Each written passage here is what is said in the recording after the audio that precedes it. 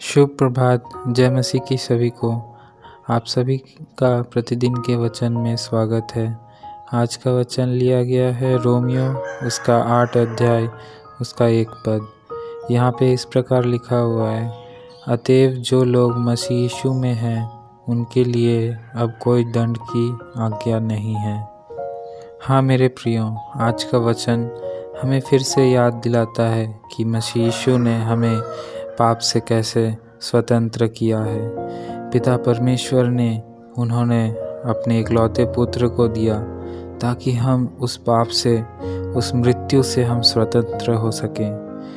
प्रियो, आज हमें सोचने वाली बात है कि हम उस आध्यात्मिक जीवन में जी रहे हैं या सांसारिक जीवन में विलीन हैं, क्योंकि संसार की बातें परमेश्वर को प्रसन्न नहीं कर सकती।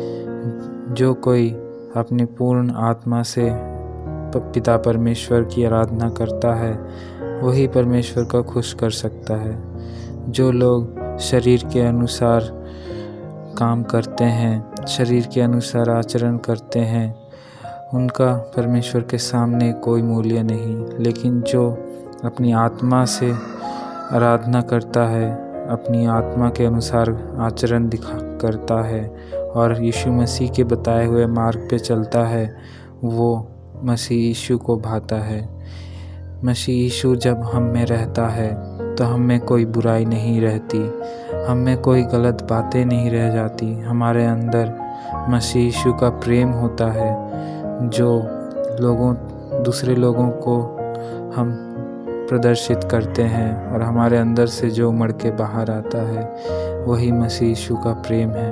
अगर वो प्रेम हमारे अंदर है तो पिता परमेश्वर यूँ कहता है कि हमारे लिए कोई दंड की आज्ञा नहीं होगी, यानी कि हमें कोई दंड नहीं दिया जाएगा। हमारा पिता परमेश्वर इतना महान है, वो हमसे प्यार करता है। वो कभी नहीं चाहेगा कि उसके शिष्य कोई मुश्किल में रहे या उनको कोई दंड दिया जाए। वो चाहते हैं कि हम हंसी खुशी रहे, हम परमेश्वर में आनंदित रहे। चाहे इस दुनिया में जितने दिन रहे, इस दुनिया से चाहे हमें खुशी मिले चाहे ना मिले, हम इस संसार में चाहे जितने दुख को उठाए, परंतु परमेश्वर चाहते हैं कि हम आत्मा में परमेश्वर में बने रहें और उसमें आनंदित रहे, क्योंकि परमेश्वर हमें हमेशा के लिए हमारे साथ रहेगा और हमें बचाए रखेगा। तो प्रियो, हमें ये सोचने की ज़रूरत है कि हमारे अंदर मसीह यीशु है या नहीं है। अगर नहीं है तो हम और विलम्ब ना करें, हम अपने आप को अपने परमेश्वर के सम्मुख लेके आएँ।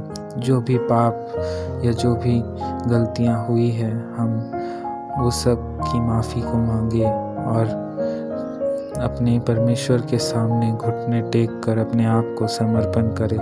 तब परमेश्वर आपको ग्रहण करेगा और वो आपको अपने सत्य की मार्ग पर चलाएगा, जिस पे शैतान कुछ ना कर पाएगा। बस हमें दृढ़ रहना है, हमें सतर्क रहना है।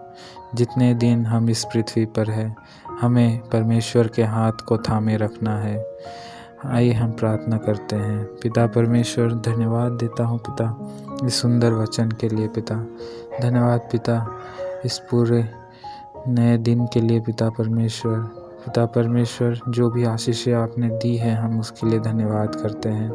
पिता आप सभी श्रोता के संग रहिए पिता, पूरे दिन आप हम सभी को संभाल के रखिए पिता। इस छोटी सी प्रार्थना विनती को यीशु मसीह के नाम से मांगता हूँ, आमीन।